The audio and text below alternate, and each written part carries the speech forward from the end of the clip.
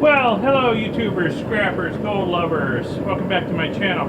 This is part 2 of me doing a toll refine for Ken in British Columbia, Canada. I'm working on his 45 odd pounds of BGA RAM chips mostly here. Just got one of the last batches of chips in the foundry furnace. I've almost got them all incinerated. So we're down to the last few batches, and I have been milling them in my ball mill for quite a while now, and I've probably got half of his chips through the ball mill too. So let me give you a look at that.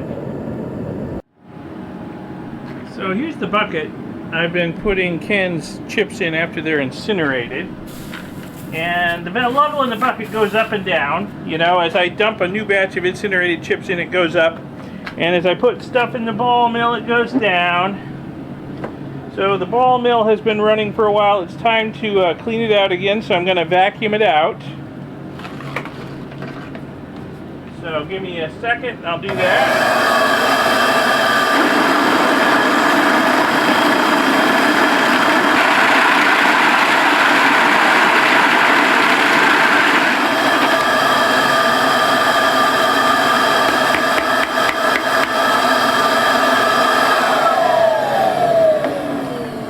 Now normally I would fill up the ball mill with another few handfuls of chips and start it running again, but I'm not going to do that right now.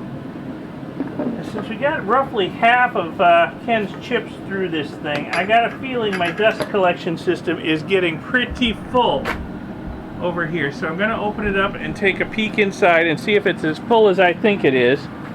And if so, the next step is going to be to process the stuff in there rather than just add more to it. So I don't want it to get too full. As long as the level in this dust deputy doesn't get too high, almost every single thing stays in it. Okay? Nothing goes to the vacuum. Alright? It all stays in here. But if the level gets up too high, it will start going into the vacuum. And I checked the bag in there. I've had that same bag in there now for months processing my own chips. There's basically nothing in it.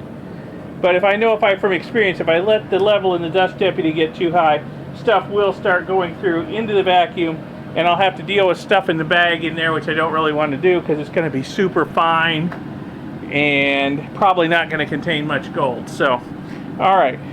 So let's take a peek inside here and see what we got going on in there. Get this lid off. There we go. Well, it's about a third full, so that's fine. Third full works. I can start processing the dust in here. I don't know if that's showing up. It's kind of dark in there. Yeah, it's about a third full. So I could start processing this dust, and we'll get the other half of the chips in here, and then we'll process that batch. So, I mean, also, you know, not only don't I want this to fill up too high, but I don't want to have too much material to have to deal with at one time, because I'm probably going to have to do this, divide it down, and do it in a couple of batches as it is. So I don't want to add to my workload here. Now, one thing I touched on a little bit in the last video was the fact that these are not entirely BGA RAM chips. I have done 100% BGA RAM chips in the past, and I love them because they have no steel in them. But these, yeah, we got a bit of a steel issue here. There's quite a few non-BGA chips in there, and after incineration, and especially after the ball milling over here, yeah, we got steel all through this stuff in here. So steel is going to add an extra step or two to the process to get rid of that. You might say, oh, just use a magnet. Like that.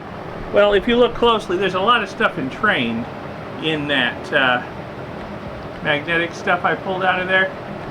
Get the focus on it. There's a lot of stuff entrained in that.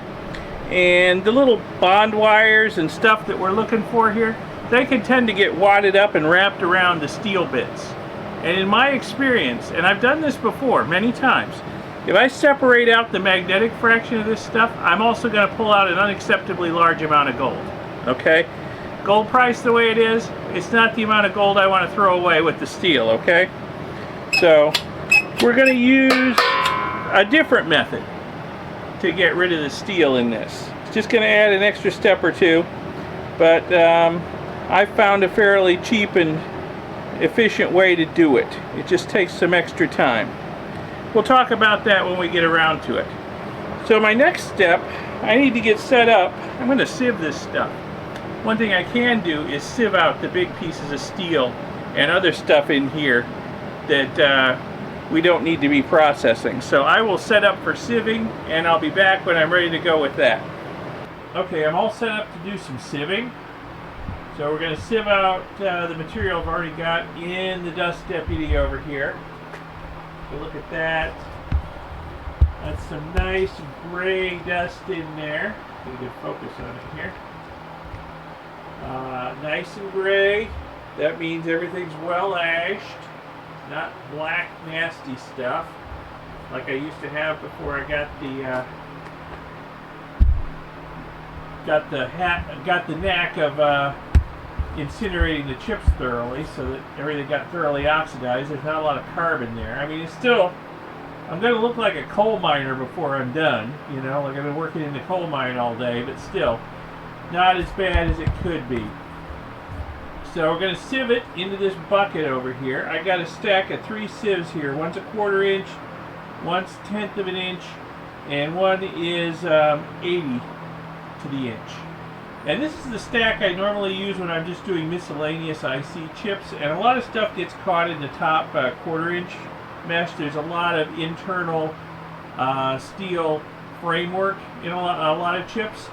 So most of these chips that we've incinerated and pulverized here are BGA RAM chips. Some of them were not BGA, so I suspect there will be some of that internal metallic lead frame that we're going to catch.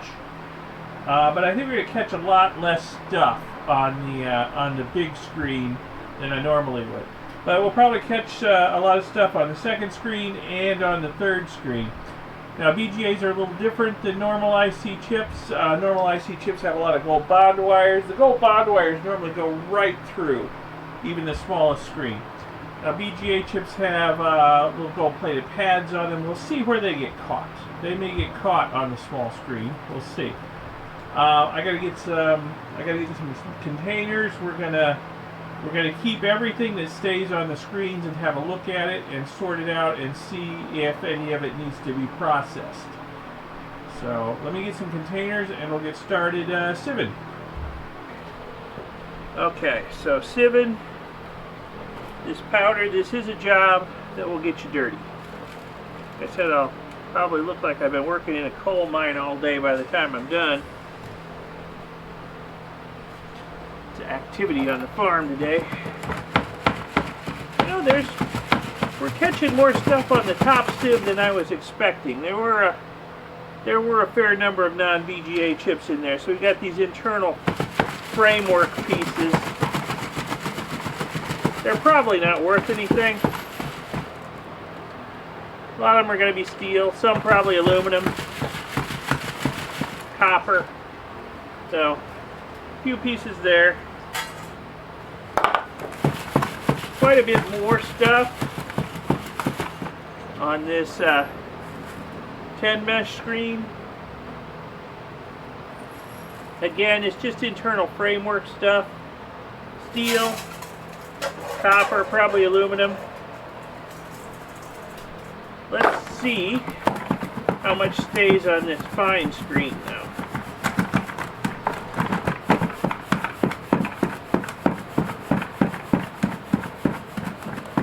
Actually a fair amount staying on this screen.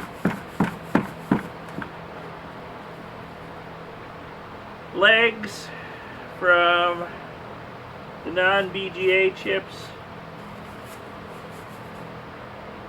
I don't see any obvious gold in this stuff, but I will save it and I will look through it a little better, maybe give it a little bit of a wash and look through it.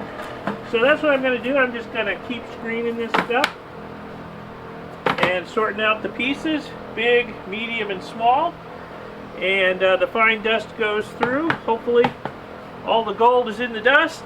That's the way it normally is with most random IC chip types that I'm processing. So I'll just keep this up until I get all this stuff through.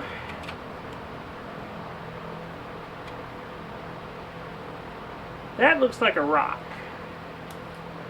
That looks like a rock. That is definitely a rock. And again, we got some big internal framework pieces here. Don't amount to much.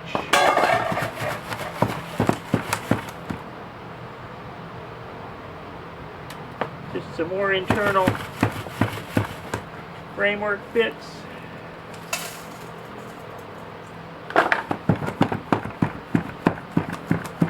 Takes a while to get the finer stuff through this fine mesh screen.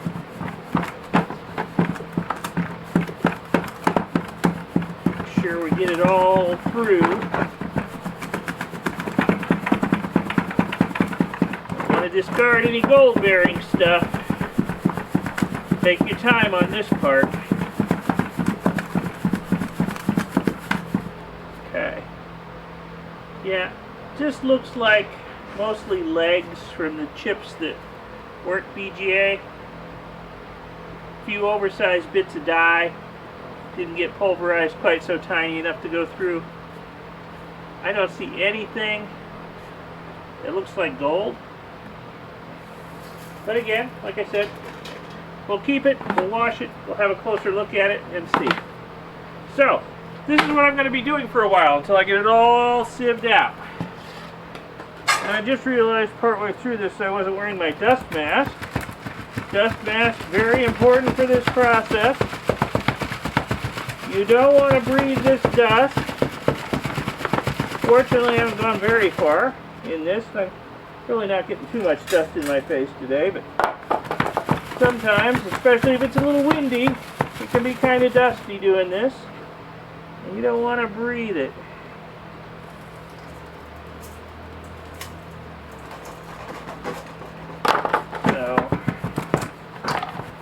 Yeah, take safety precautions. This gives me the opportunity to use my gold mining equipment here, somewhere besides out on the streams of the west. Yeah, I'll put a link in the upper right hand corner to one of my gold mining adventures out west if you're interested, where the wife and I were actually pulling a little bit of gold out of a stream in Wyoming. Doing some sieving and panning and sluicing. So check it out if you're so inclined.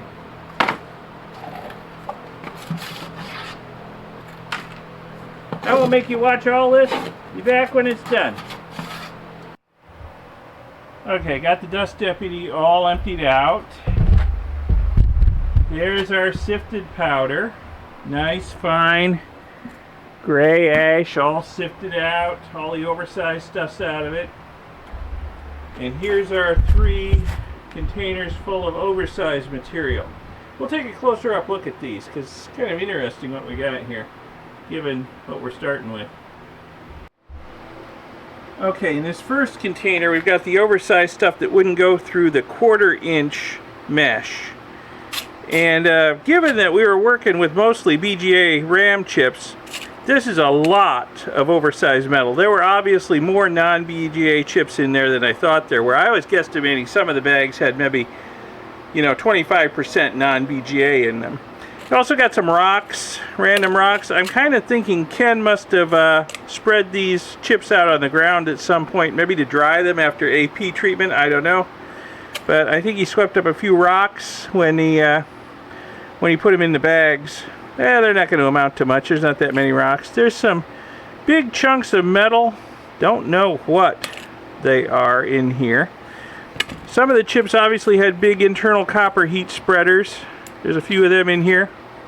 Pounded pretty thin and flat by the ball mill. Okay, let's look at the next oversized fraction.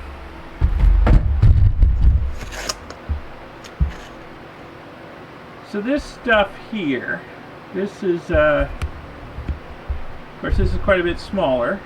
This made it through the 1/4 inch mesh, but wouldn't make it through the tenth of an inch mesh. Again, we've got a lot of metal. Some of these smaller pieces I can believe were inside the BGA RAM chips, but some of the bigger pieces, again, I'm thinking, I have no idea where that came from. That's big. I don't know what that is. But some of these bigger pieces obviously came from the non-BGA chips. Got some small rocks in here too. Again, this is probably mostly iron. In fact, let me get my magnet and check it. Mostly steel. Let's see. Oh yeah, there you go. Well, it shows you right there. Mostly steel. This stuff over here, yeah, mostly steel in the oversized stuff. Big oversized stuff. So there's probably no real value to any of this. Alright, let's look at the last one.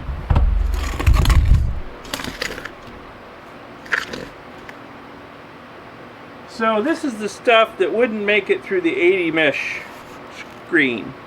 And you know what? It looks like mostly legs from non-BGA chips. That's what it mostly looks like. They're long, skinny steel wires. Steel wires, yep. No doubt they're steel. So there were definitely more non-BGA chips in there than I thought there were. I mean, it was hard to tell. There was such a mix of stuff there. So many labels and stuff, it's just hard to tell. I could tell there were non-BGA chips mixed in, but so there's a fair amount of material here weight-wise. That's heavy steel. I think what I'm going to do is I'm going to keep all the oversized stuff. When we do the yield calculation, you know, if it comes out low, we'll know why, because of all this oversized stuff that's steel.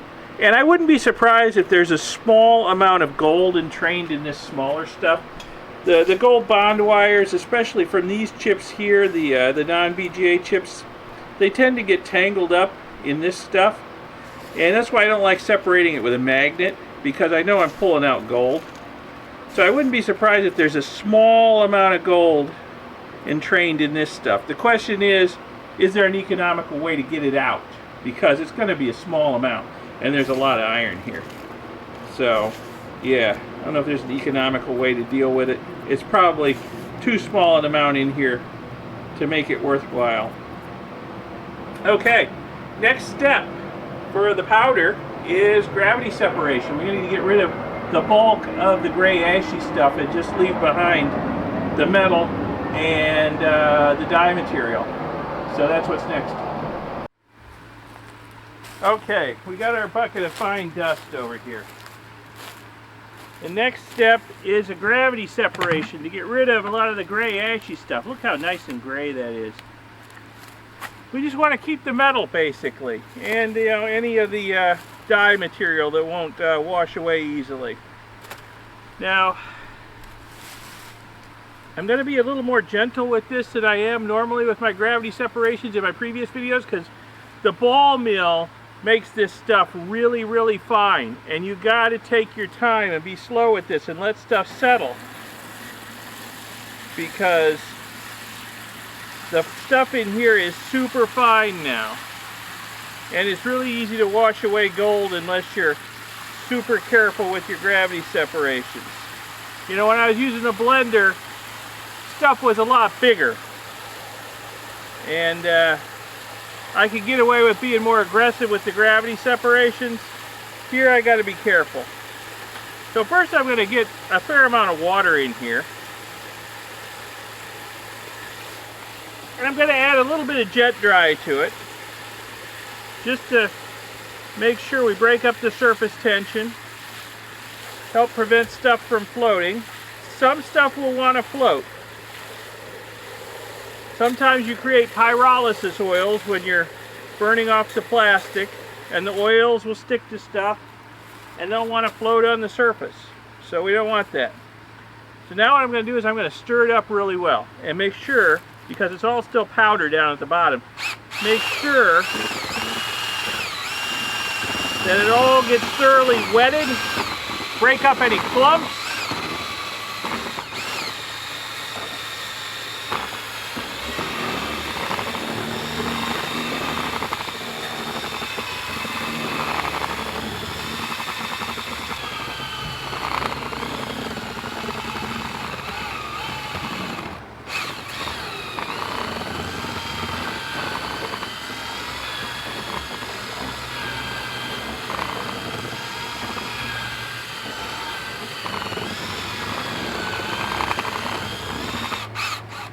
Okay, that's pretty thoroughly mixed.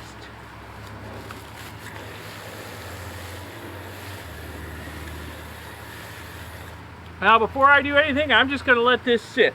I'm going to let it sit for 20 or 30 minutes and do nothing to it. Want everything in there to get good and hydrated. And I'm going to come back and I'm going to stir it again. Then I'm going to let it sit again for 20 or 30 minutes. And then I'm going to stir it again, and then I'm going to wait to make sure that the gold has all settled out before I start decanting off the liquid for the first time. So that's how we're going to deal with this. So just going to let it sit and wait and hydrate, and I'll be back in a while to stir it again. Have to put the lid on to keep leaves and bugs and stuff out of it. And I'll be back. Alright, I have stirred this stuff up 3 times and left it to sit. So I left it sit like 20 minutes to a half hour between the first 2 stirrings, and it's been maybe 15 or 20 minutes since the last time I did it.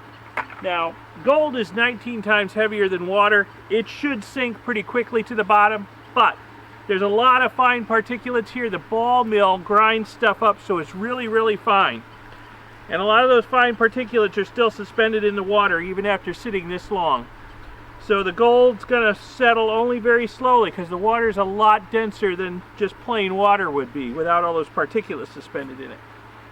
So that's why I let it sit so long. And I'm going to very gently pour this off into this bucket.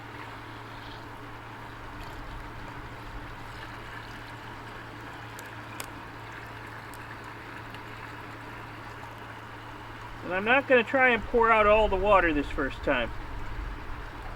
Nope. It's going to take off about that much. I'm going to put some more water in, stir it up, and let it sit some more. And then repeat the process.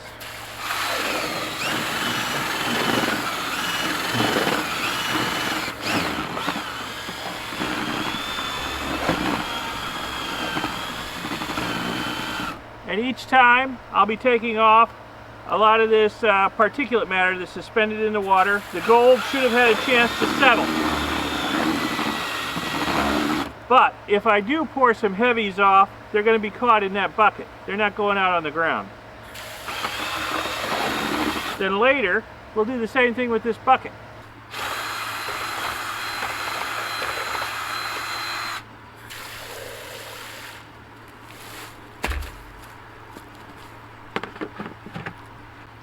Wait maybe 15 minutes or so and dump the liquid into the bucket. It'll overflow. That's okay. Heavy should be settling to the bottom. So gonna wait, do it again. Alright, it's been about another 20 minutes. I'm gonna pour off the liquid again, gently.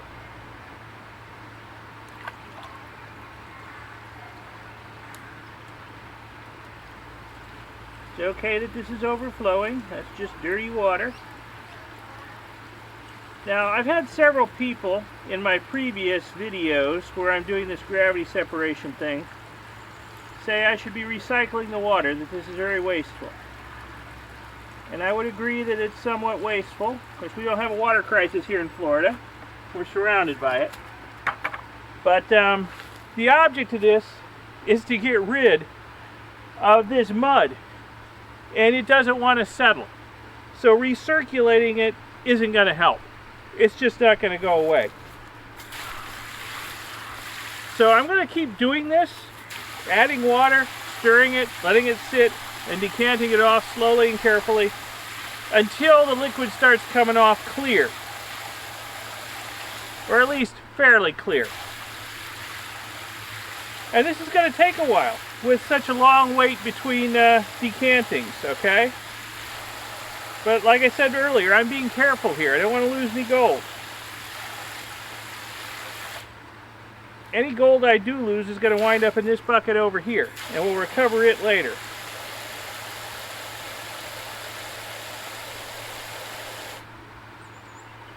Once the water starts clearing up some, I'll know that the heavies are settling faster, and I'll be able to speed this up a little bit.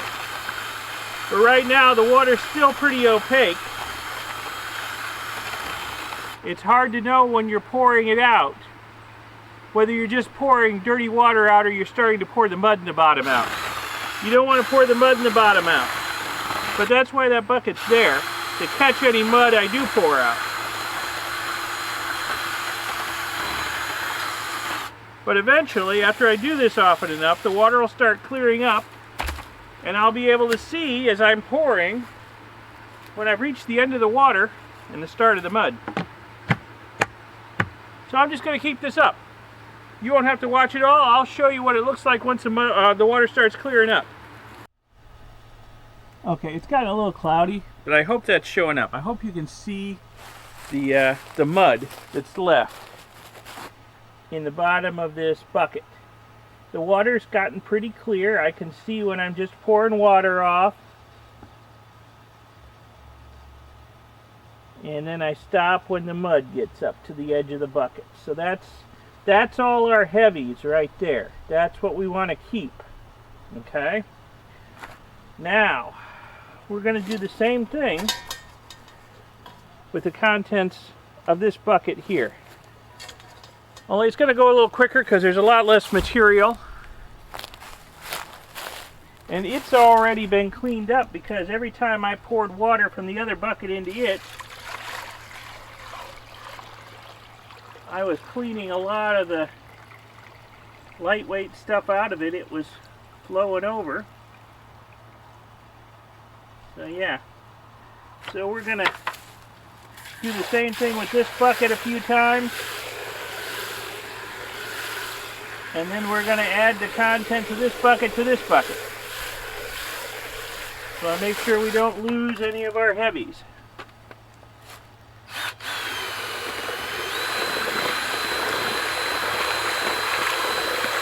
I'm sure a small amount made it into this bucket. So I call this firsts, this will be seconds, and this will be thirds. Most of our value is in the firsts. A small amount's going to be in the seconds. The thirds, probably not going to have anything recoverable in it. But if there's not too much, I'll add it to the bucket anyway. In the end, after I do this a few more times, all of the material that's left in these buckets is going to wind up in the blue bucket, and that's going to be the stuff we're going to process to get the gold. So I'm going to let this settle a bit, pour it off, and just do it again and again and again. Then I'll do it on that, and then it's all going to wind up in this bucket, and we'll have some nice concentrates in there, free of most of the small particulates which are going to clog up the filters later. Okay, I am done.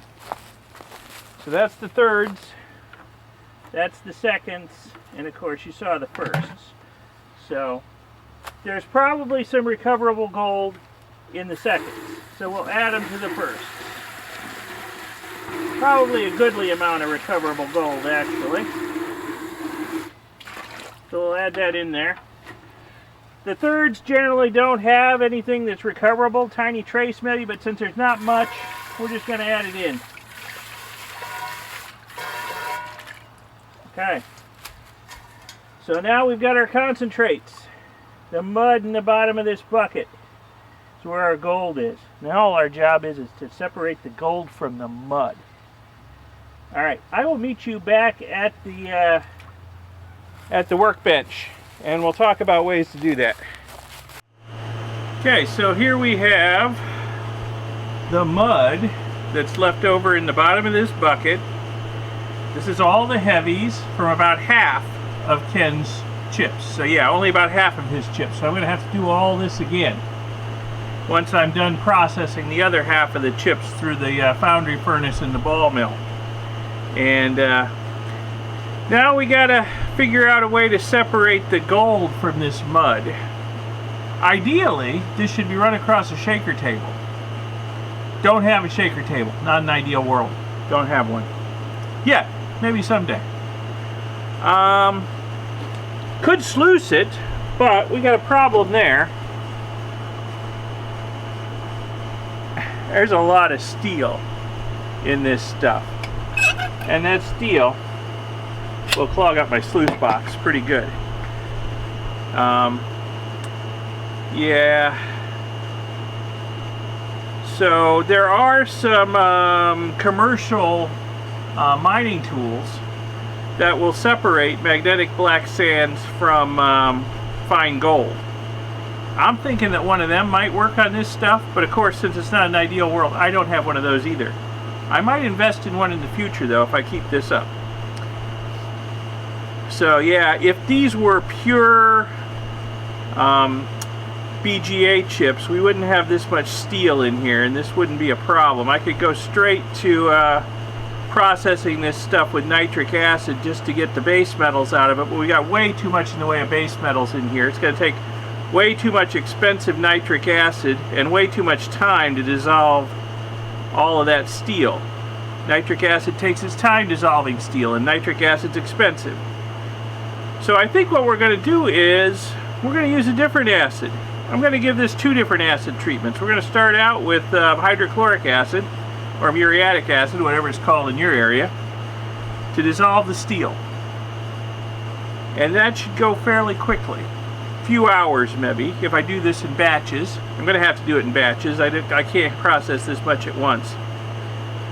And then we'll wash the mud that's left after the steel's gone, get the chlorine out of it, and then hit it with nitric acid to dissolve the other base metals in there. And then once those base metals are dissolved, then we can go to aqua regia and get the gold out. So it's going to be a 3-step process. And I know some of you out there say, you should be smelting and capelling. Yeah, I'm not set up for that because it's not an ideal world, remember? So I don't have the tools for that either. But also, the iron gets in the way of the smelting. I've seen problems with that.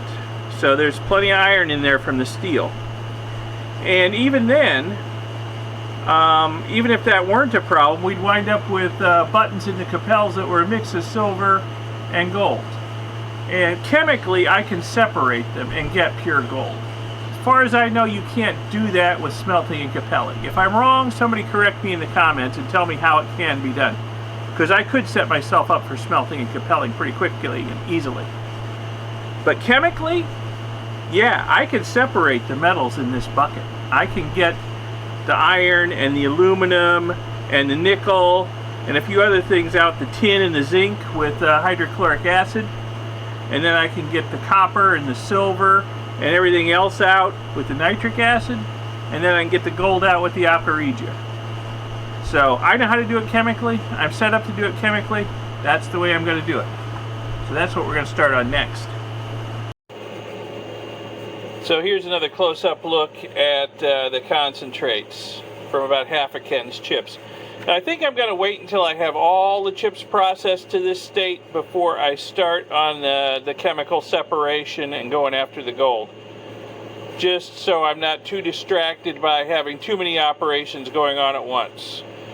You know, I'm got like the second to last load of chips in the incinerating in the foundry furnace. Got stuff in the ball mill, still gonna have stuff in the ball mill for a while. Got to do another gravity separation.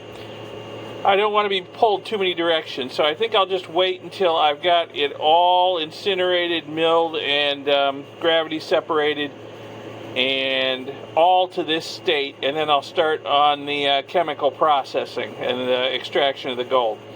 So I'm gonna end this video here and be back when all of Ken's chips are to this state.